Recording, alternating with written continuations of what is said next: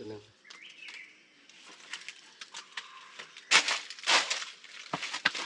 เขาเป็นตัวใหญ่เลยครับลมญี่ปุ่นในการตัวก็อนุบาลมันเละดุนหะตัวใหญ่ปิงก็หก2 ตัวกับนก3 ตัวเป็น5 ตัว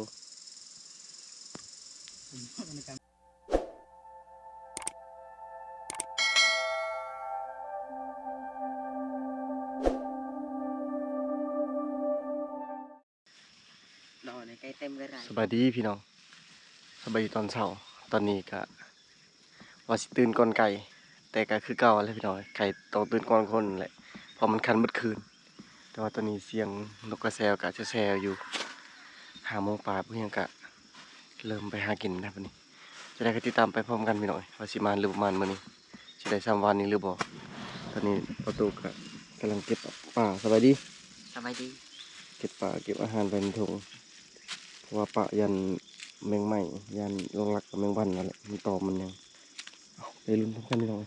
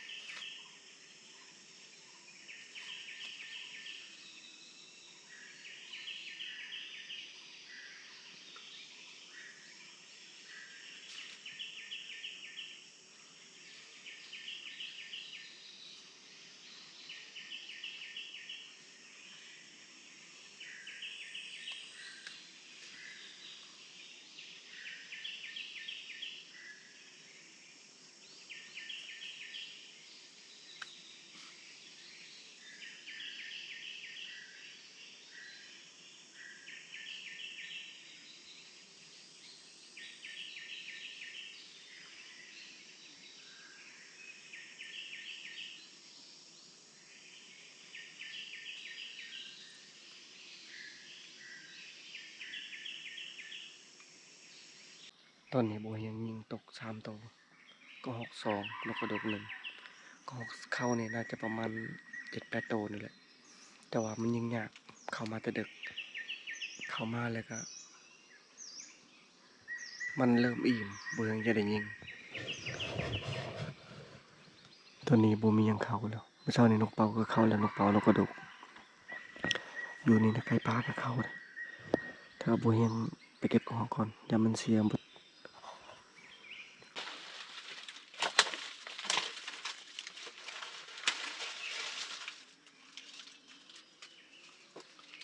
ตัวนึง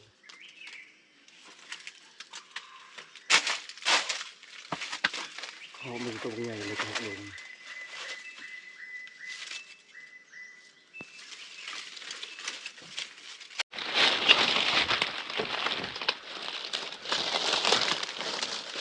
ตัวที่สองเห็นเลือดแล้ว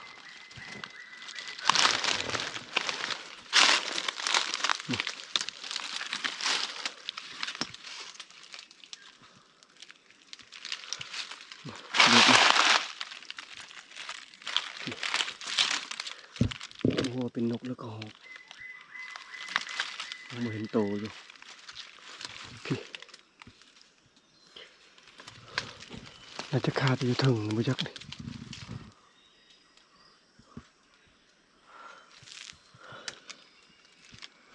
ตัวนี้ยังไม่เห็นโตอยู่น่าจะคาวนี่เดี๋ยวตกลายอยู่พี่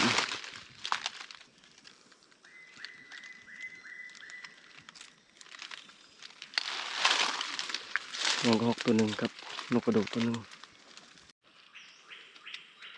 นี่นกตัวนั้นมันเล็ดกระหอกอะไรกันนะแล้วก็นำเบิ่งใหม่กันเก็บได้กระหอกตัวหนึ่งนกตัวหนึ่งยังกระหอกอีกตัวหนึ่ง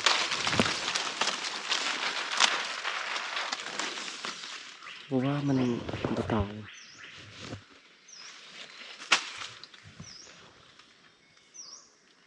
คือว่ายิงวางเทวเครื่องนั้นเครื่องนั้นตามสังเกตแล้วขนาดเลือดนี่น่าจะบตกหอดดินเลย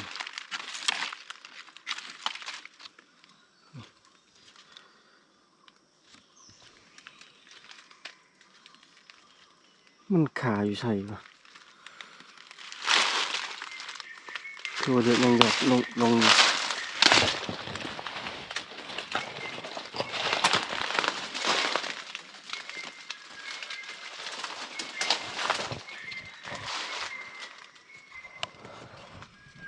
แต่ว่าท่านี้ก็เป็นเลือดนี่เห็นเลือดอยู่เทิงนำนี่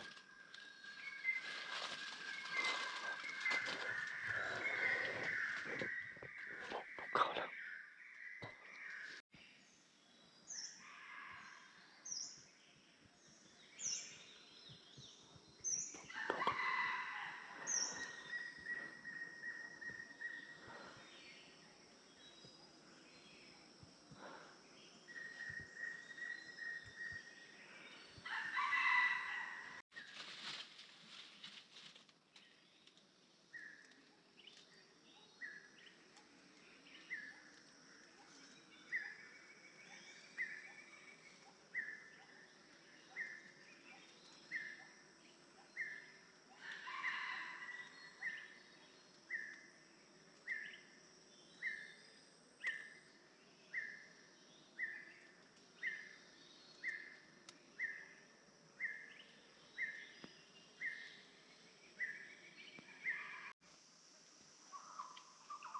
โอ้ยเห็นแล้วสองตัว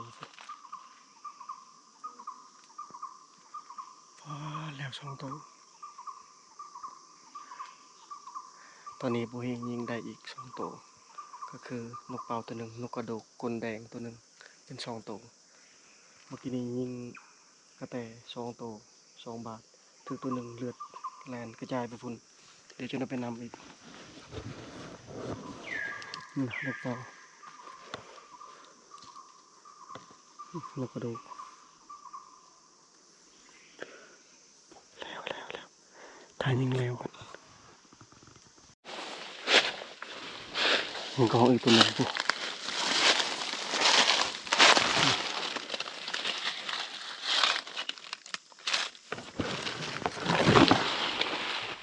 ยิงอะทุกบาทเลยยิงมองได้ทุกมองนั้นแต่เงืดบนว่าตัวยิงตัวนี้นะถึงหัวข้างในเห็นแต่เลือดจะไปตายทางใดก็หอกยังเขาดีละเข้ามากินอีกตัวหนึ่งยิงบ่ทันมันกินอิ่มมันก็ไปเพราะมันยิงยากแน่แต่บ่ยิงก็ต้องใช้สติที่สุดการยิงเมื่อนี้พลาดเกือบครึ่งกระแตตัวหนึ่งก็หอกตัวหนึ่งอยู่บนทึกคือกันแล้วก็ตกเพิ่งไปหาบ่เห็นแล้วก็แต่ตัวหนึ่งก็ถือเลือดหาบ่เห็นแล้วก็หอกตัวนั้นก็ถือเห็นแต่เลือดหาบ่เห็นส่วนแมันกระแตตัวนี้มันบ่ถือยิงบ่ถือตัวหนึ่งยิงถือ3 ตัวหาบ่ได้ตอนนี้เขาได้แต่5 ตัว10 โมงเลยสิลงไปก่อนหากินข้าวแล้วก็ไปนอนที่พุ่นแหละกูมาให้ถึงก็หมอบ่กล้าเข้ามันห้อง2 บาทอยู่นี่นะข้างนี้มันห้องมันยาวนี่จึกห้องคืออยากหาแอร์ดีเนี่ยบ่ได้เข้ายิงก็ห้องอีกตัวหนึ่งก่อนสิกลับบ่ถึก4 บาทมันจอโพดมันหากินตำลุมแล้วก็กระแต2 ตัวนี่กระแตลายเลยได้กลับเดี๋ยวมาใส่ไว้นี่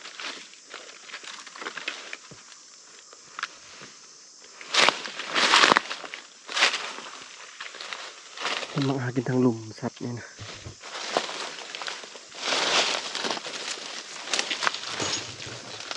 รวมๆกันหลายตัวอยู่นะเท่านี้เท่าผมจะมาหากินก็หอกลงกุนยิงอยู่พุ่น3 บาทแล้วก็ยิงอยู่พี่บาทหนึ่งถือขึ้นพุ่นแล้วก็ลงมานี่ไปเลยทางยิงกระแตนี่ได้ยิงกระแตเข้าตลอดเลยกระแตกับกระไนกระแตตุยๆช้ำกระหอกเลยมันสวยเลย10 โมงยากเข้าพอก่อนเบิ่งกก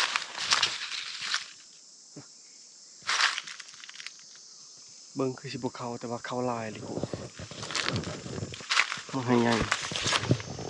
แล้วก็สัตว์ตัวกินอยู่ลุ่มนี้บ่เหี่ยวบ่มั่นใจเดี๋ยวว่าแม่นตัวอย่างเพราะมื้อเช้านี้นะมันมากินเท่านี้บ่เหี่ยงกับบ่ได้สนใจคิดว่าบ่แล้วมันสิขึ้นบ่ได้มาเบิ่งคิดว่าบ่แล้วมันสิขึ้นกกใหม่นะบ่แล้วบ่ขึ้นเลยกินอิ่มแล้วก็แล่นไปทางเทิงคือเก่า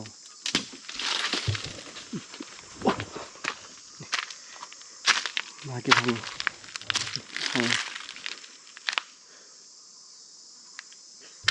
กุกนะขี้มันกินนะเป็นกองนี่บ่มั่นใจว่าเป็นเห็นแพงบ่หรือว่าเห็นทางการขี้มันบ่แม่นขี้คนนะจ๊ะนะว่าบ่เห็นว่าทายขี้คนบ่แม่นโอ้เสียดายนี่แหละนักห้องมันอยู่ด้านนี้โลดไปยิงจังได้จะบ่ถึกผู้หลอด หลอดผื่นนะหลอดผื่นนี่ขี่มือเช้าอันรถได้เมื่อคืนนี่บ่ไม่ใช่มันเห็นนะเลยแหละยังเปียกเลยโอ้มาเท่านี้เห็นนะลิมือเช้านี่ได้ยินอยู่เสียงสุกเท่านี้นะคิดว่าต้องเป็นสัญญาณบ่เฮียก็ลุ้นว่าถ้ามันขึ้นกกหายก็บ่ขึ้นก็มองก็บ่เข้านะกกหายอยู่บ่คันแม่นพวกที่ว่ามีประสบการณ์ที่เคยอันดักเห็นน่าจะได้ยิงอยู่แต่บ่เฮียงนี้บ่ไหวอยากนอนครับเห็นมันขึ้นต้นไม้ยังใครนี่อันนี้เห็นมันหากินอยู่ทางหลุมยอมเลย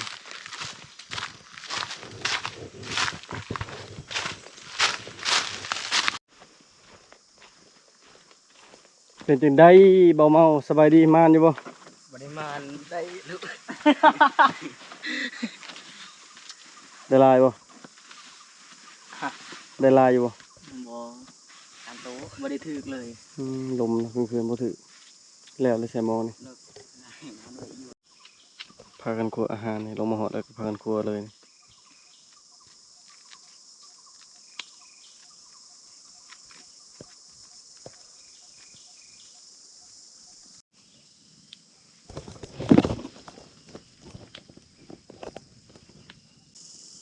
ที่นานาตะสิอ่ะบาง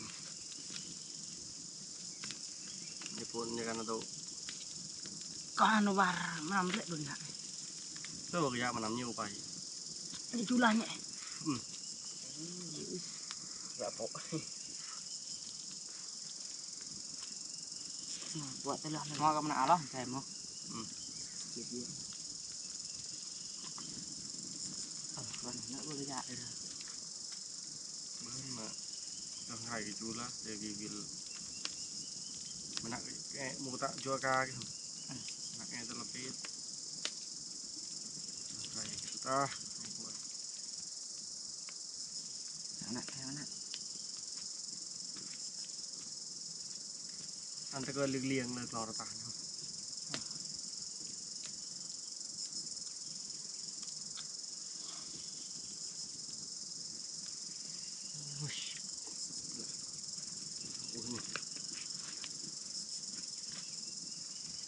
ฮอนอะไรได้เสียงไก่เซลอยู่เลาะตำห้วยนี่หายิงแต่ย่อมยิงนะบ่เคยตาย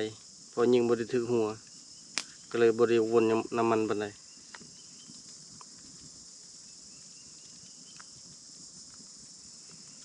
ทรงจิตทรงใจเดี๋ยวนี้นะบ่ฮู้ว่าสิไปพุ่นหรือสิอยู่พี่เพราะอยู่พี่ชัดกันหลายคือกันเอาไปเอามาอยู่พี่ชัดเข้าหลายกว่าอยู่พุ่นอีกแต่อยู่พุ่นน่ะมันเฮาวังฮอมออยู่นี่ยินอยู่เสียงกับฮอมอแต่บ่เข้าอยู่หั่นก็บ่เข้าหัวนี่เพราะเฮาไปยิงนกยิงหยังตลอดแต่ว่านกน้อยนะบ่เฮงบ่ได้ยิงเลยมื้อนี้โฟกัสแต่นกกระโดดขึ้นไปนกลูกน้อยก็บ่ได้ยิง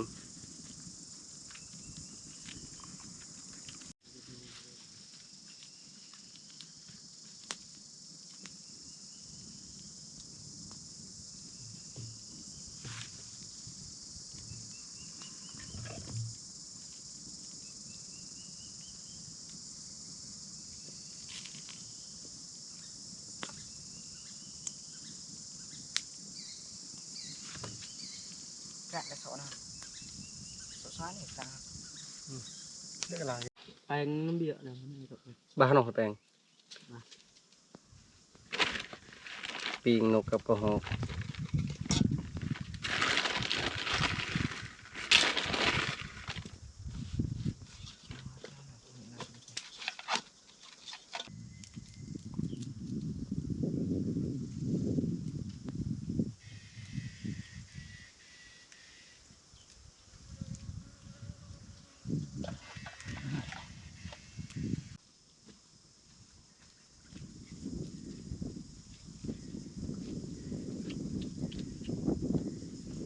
อันจับลาตูไปหนักเลย โดน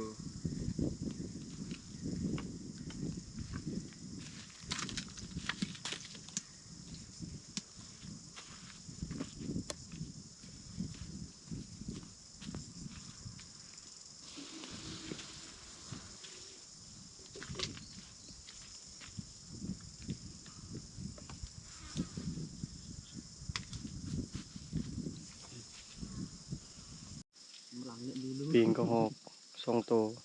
กับนก3ตัวเป็น5ตัว ในการมี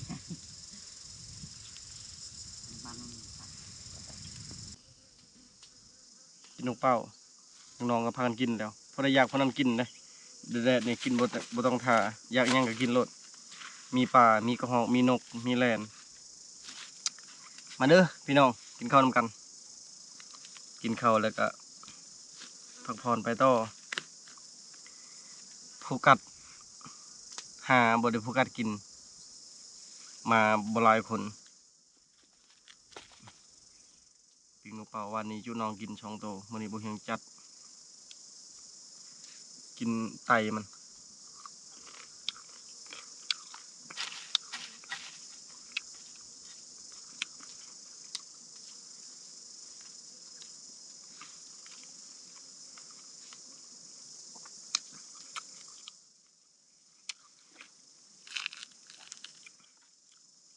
แดดฮ้อนแฮงอะลิ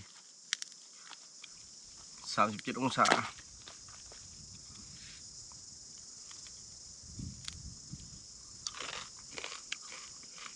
รอบคัก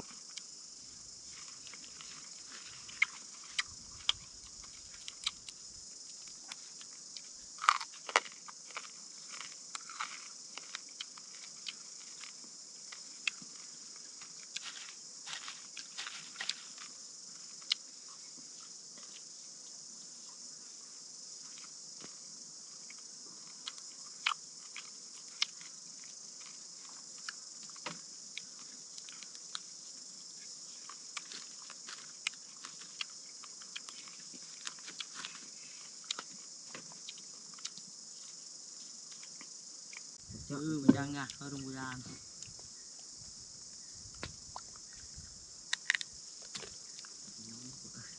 ้ำมันเลย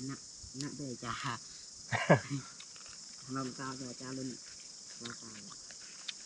บ่ได้ลองเทื่อเดียวหมอกิ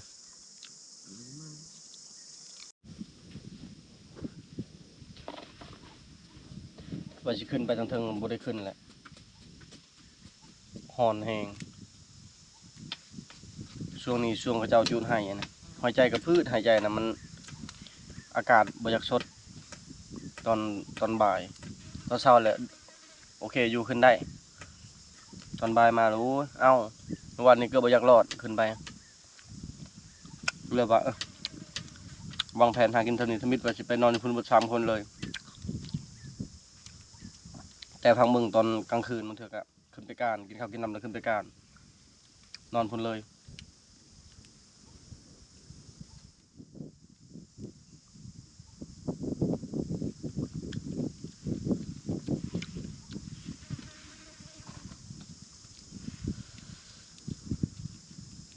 คนเฮานี่ก็ยากเลยนะฮ้อนก็ติฮ้อนลมหนาวก็ติลม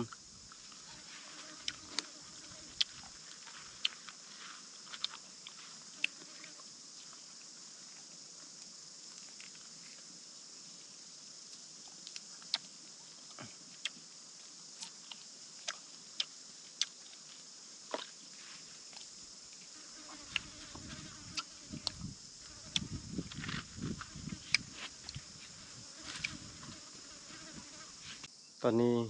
เกมเครื่องของเรียบร้อยแล้วเกมสิไปรัดแรงก็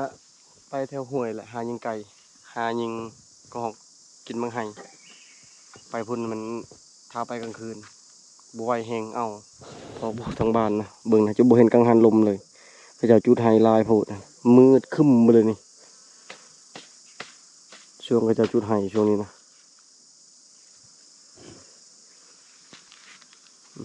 บนอยู่บนนอนก็คักอยู่เสียดายน้องไม้นั่น ทีมงานพาวบรูที่พอบันดองเพิ่นถ่ายนะเขาจะมาเอาเมื่อเช้านี้นะเอาได้ธงหนึ่งคันบอลลายน้องไม้นี่มันมีหลายๆกอไปพุ่นพุ่นแต่เขาเจ้าเอาแล้วน่าจะเล็มได้อยู่ดอกมื้ออื่นนี่จาก2-3ยอดเพราะว่าแม่เราอยากกินน้องไม้นะเมื่อก่อนนี่บ่เห็นก็เอากับบ่พางให้แม่แกงกิน ไปหารัดแรงตอนแรงนี่มันส่วนเบาตกไปนำกันให้เราเป็นคนเก็บบ่เฮงยิงเพราะว่ายิงในเก็บในมันยากบ่ได้เบิดคือมื้อเช้านี้เอาพี่น้องสำหรับคลิปวิดีโอนี้ขอจบไปเพียงเท่านี้ก่อนอื่นก็ขอขอบใจพ่อแม่พี่น้องทุกคนที่เป็นกำลังแห่งใจให้บ่เฮียงถ้าติดตามในพี่น้าจะพี่น้องเด้อบาย